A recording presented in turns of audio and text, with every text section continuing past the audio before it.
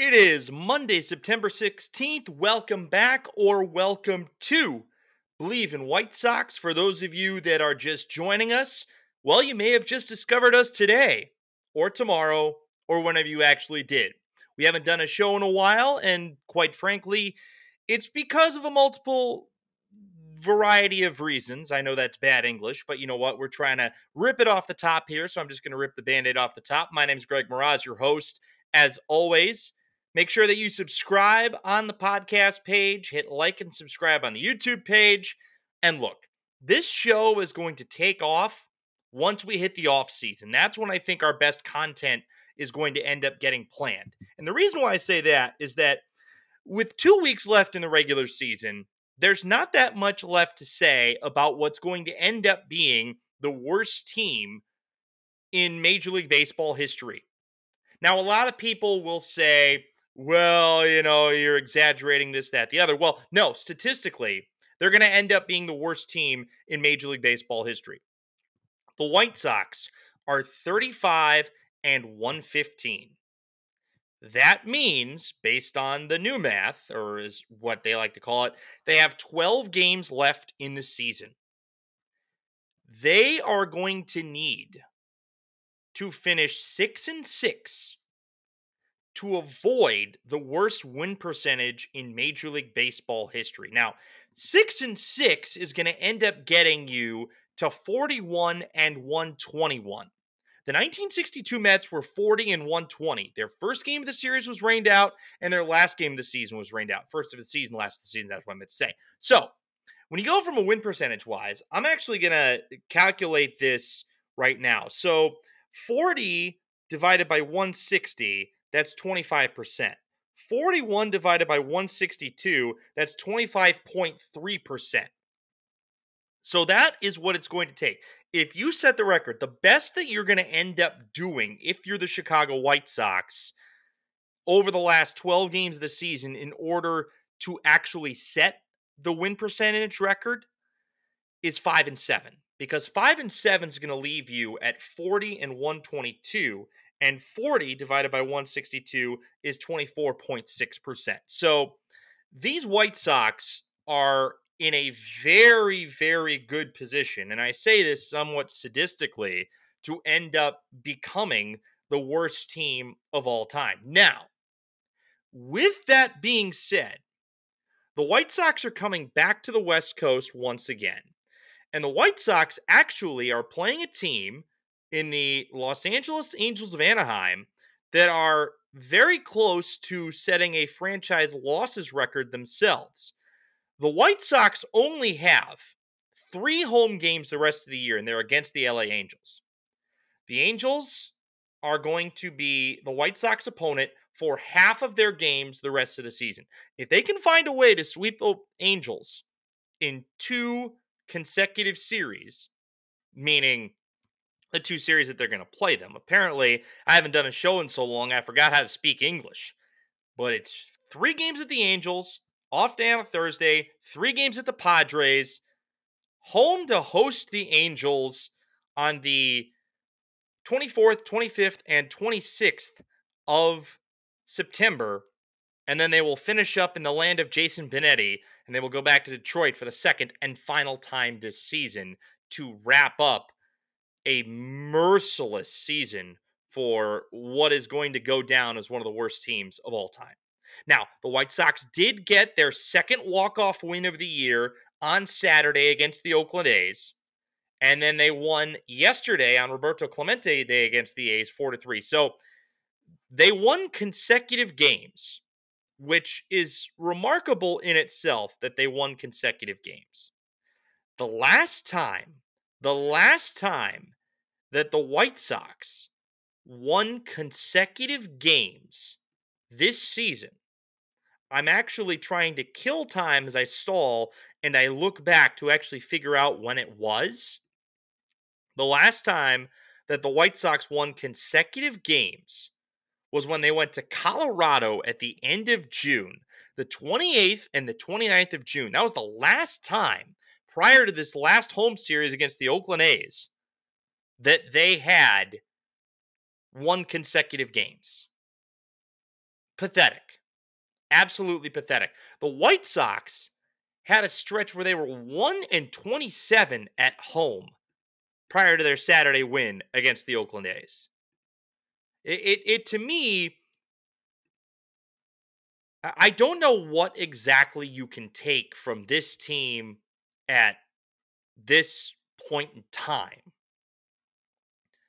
But what I can say is that the White Sox organization does not seem to have any sort of idea in terms of where they're going to go moving forward. That to me is the biggest concern of them all, is that they don't seem to have a plan for what they're going to do moving forward. And I say that with the context of what I have projected over the course of when we started this show, what the White Sox should do. And I go to two statements that have been put out. One of them was an interview with the White Sox broadcast by Chris Getz over the weekend, and the other one was late last week, what Jerry Reinsdorf put out. And this was after their 15th straight home loss. And this is what Reinsdorf said. Quote, everyone in this organization is extremely unhappy with the results of this season. That goes without saying. This year has been very painful for all, especially our fans. We did not arrive here overnight, and solutions won't happen overnight either. Going back to last year, we have made difficult decisions and changes to begin building a foundation for future success.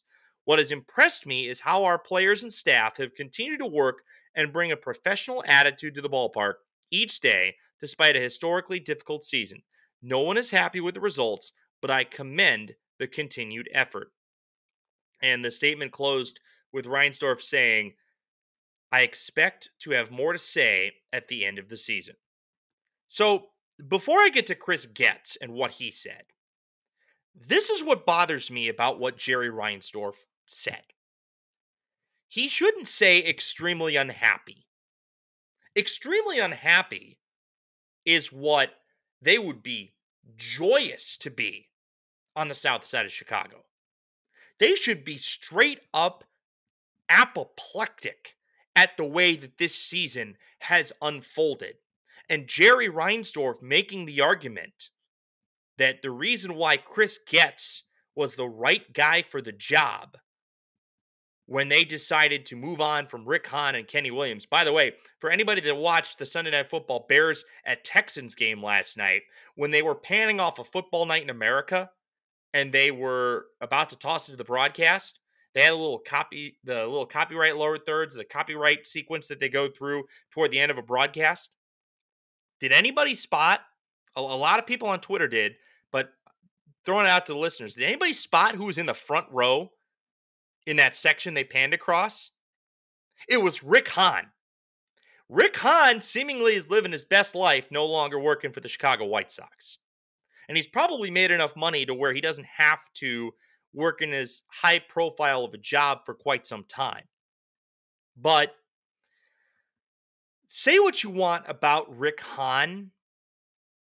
The White Sox underperformed in 2023. They had a much better roster than the one that Chris Getz put out on the field this year. You know, everybody goes back to the quote saying, I don't like our team. Well, he made that team a lot worse. And it doesn't sound like he's going to make that team any better. This is what Getz said on the White Sox broadcast over the weekend. Quote, we're not going to be working heavy in free agency. We've got guys on the field right now who need to improve their game. A lot of young players who just need to make adjustments to be more productive. Okay, so look, Chris Getz is seemingly Teflon at this point because Jerry Reinsdorf is cheap. Jerry Reinsdorf doesn't want to fire another executive. Now, people are still showing up to Guaranteed Rate Field, more than I would assume at this point. But, you know what? Credit to the White Sox fans that still want to come out and watch the team. I personally, look, if I lived in Chicago, I probably would still go out to some games if it was against teams that I actually wanted to see play. But This White Sox team does not really have a semblance of guys on the field currently just need to play better. Chris Getz is trying to own up for a guy that he acquired in Miguel Vargas that has been nothing short of horrible since he has been in a Chicago White Sox uniform. Miguel Vargas, over his last 15 games, is hitting 6 for 44. He has not yet. Okay, he's actually homered once with the White Sox, but he's hitting 136 over his last 15 games. He's hitting 105. He's 2 for his last 19 over his last 7 games. In his tenure with the White Sox, which is now more games than he's had with the LA Dodgers, he's hitting 112 with a 221 on base percentage, 1 homer, 5 RBI. He has struck out 34 times in 98 at-bats. 34 times in 98 at-bats, that is a 35% strikeout rate. That is awful. And he's not good defensively either. I said when the White Sox picked him up that I liked the pickup at the time, and I still believe that he's got the talent to be a good major league player, but what is his position? And to me, his position should be somewhere in the outfield. Because at this point, now that he's actually up, the White Sox need to have Brian Ramos as their everyday third baseman. Brian Ramos is only 22 years old. He's one of the best, if not the best, corner infield prospect that the White Sox have. Brian Ramos is hitting 209 with 2 homers, 5 runs batted in, and on base at 250 in 22 games with the White Sox this season. I'm hoping that Brian Ramos is going to be this team's opening day third baseman next year. You've already started his service time clock, so why not keep him there? And if Miguel Vargas is going to be a part of this lineup every day next year, have him in left field. Have him in left field, and the god-awful money that you're stuck paying Andrew Benintendi, just have him be your DH. Or shoot, if you end up trading Andrew Vaughn, maybe teach Benintendi how to play first base. He's got no arm, so there's no point in putting him in the outfield anymore. He can't throw. Maybe you find a way to offload his contract in the offseason, but to me, there's no simple fix here. This is a team of parts that it doesn't seem like there's really going to be any opportunity for this current group of players to become better than what they are unless you have major improvement in terms of player development. Now, maybe there are trades in the offseason that net you a lot more for a Luis Robert or a Garrett Crochet. Maybe. But I don't see how this core group of position players right now is representative of being a massive improvement. Look, I think that in all aspects of life, there are certain things that you can give people second and third chances on, or rather, opportunities to improve. But there are other times when you're looking at performance and the performance fails, that is cause and grounds for immediate termination. Now, Chris Getz may be a nice guy. I remember getting an autograph from him when he was a second baseman with the White Sox. I think I was a sophomore, junior in high school when they came to Oakland. He went to Michigan. I was a Michigan fan growing up, so I said go blue to him. So that's my lone interaction with Chris Getz. Can't obviously speak to knowing the guy.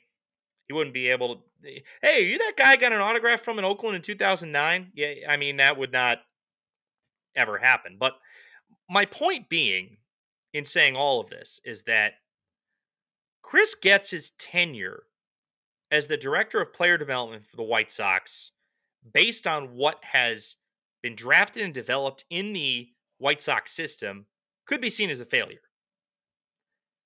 At the big league level, it's even worse, considering that he has not gotten a lot of value back for the trades that he has made.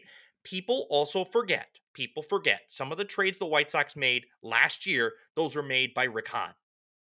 The trade that got you Corey Lee, that was made by Rick Hahn. And Edgar Cuero. Maybe Edgar Cuero, maybe we see him at some point toward the end of this year or at the beginning of next year. But you'll have to make some decisions on guys on the 40-man roster. I mean, the way that I look at it, I don't know. I mean, Brooks Baldwin was okay until he got hurt. There seemingly is still some hope in Oscar Colas, but I think that hope's running out. It's unlikely at this point, and I understand why. It's unlikely that we're going to see Colson Montgomery. We have to see Brian Ramos play every day at this point. I'd love to see. I mean, I don't know what I want to see at this point. But all I know is that what you currently have in the organization is not going to fix this. Now, I don't think it can get worse than this year. Maybe there's a massive overhaul in terms of your minor league player development staff. Maybe there's a massive overhaul in your scouting department that you have to make. But I don't ever want to call for anybody's job because I think that is not the right way to go about analyzing failure. But I think Chris Getz said the quiet part out loud in terms of where the organization is at with this team going into next year. It is unfortunate to me that the White Sox are not running around with alarm bells blaring everywhere. You have to do something in free agency to upgrade the quality of this roster. But it's so bad at this point. What free agents are going to actually want to come and play for your franchise? That, to me, I think, is the biggest question. And one that I think a lot of agents are going to ask, why would we even consider being a part of this organization? Finally today, I want to wrap up with a couple of interesting items to note. Yoan Moncada is back on the active roster for the White Sox, and I think that's very interesting considering that he's been in rehab for feels like a month now down at AAA Charlotte. So they're actually going to bring him back onto the Major League roster and have him play in the final 12 games. I don't know what the point of that is at this point in time, unless the White Sox feel like Yoan Moncada still has a future here, which he doesn't. And considering he's an unrestricted free agent after this year, I don't see the point of actually bringing him back. I do want to double check what his contract status is because it feels like he's somebody that has got a team option. And literally while we were recording this, they activated him from the 60-day IL. Corey Julks has been optioned down to Charlotte. So according to Baseball Reference, he has 2025 team option. So this is the final year of that 5-year, $70 million extension that he signed. And maybe they're going to exercise the team option based on anything that they see from him in these last 12 games and then look to trade him. But the thing about Chris Getz saying that we're not going to add payroll, if you buy out his 2025 team option, you're saving a lot of money because Yoan Moncada is going to end up, if he was on the team next year, is going to end up being your second most expensive player behind Andrew Benintendi. So I don't think it really does them a whole lot of good to play him at all again this year. That way you can easily make the justification to buy him out. And plus, what is the point of playing him again this year? Maybe he wants to play? Does he actually want to play? I don't know. I don't know if any of us actually know. But there's that, for whatever that's worth. Hagen Smith has only made 3 appearances since starting his professional career at High A Winston-Salem. Strikeout numbers have not been high. Only 7 strikeouts in 7 2/3 innings of work. 3 hit batters and 2 walks. Again, small sample size considering that his innings are going to be limited, but maybe not the most wowing pro debut for a guy that was heralded as one of the top 2 pitching prospects in this year's draft class. So we'll see if Hagen Smith ends up pitching a significant amount of innings next year, or if he's going to end up being fast-tracked to the big leagues. So, and then one final note, Garrett Crochet, his innings took a significant dip post-trade deadline, and I think it's worth talking about how him actually limiting himself innings-wise has proven to really be a detriment to his success. Now, his last 7 appearances, he's 0-4 with a 7.32 ERA. Now, those last 7 appearances, he's only pitched 19 2/3 total innings, 33 strikeouts to 2 walks, but he's given up 28 hits over those almost 20 innings of work. I just don't believe in the baseball philosophy of limiting a guy's innings, but I also think that if they're limiting his innings in the way that they are, they have to be thinking of a trade partner for him so that he is healthy going into this offseason and maybe they can market his value up again. Or maybe they want to make sure that they're protecting their own investment should they sign him to an extension during the offseason. Either way, he's not the same guy that he was the first 3 months of the year.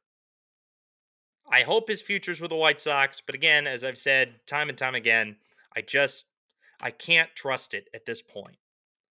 And Chris Getz gave such an unfortunate answer for what the White Sox are going to do this offseason. Again, I think a lot of it starts with who you hire as manager, because there's 2 schools of thought to the manager. There is the manager that you hire because he can help you win right now. That's a veteran manager. Or there's the manager that's committed to the long haul.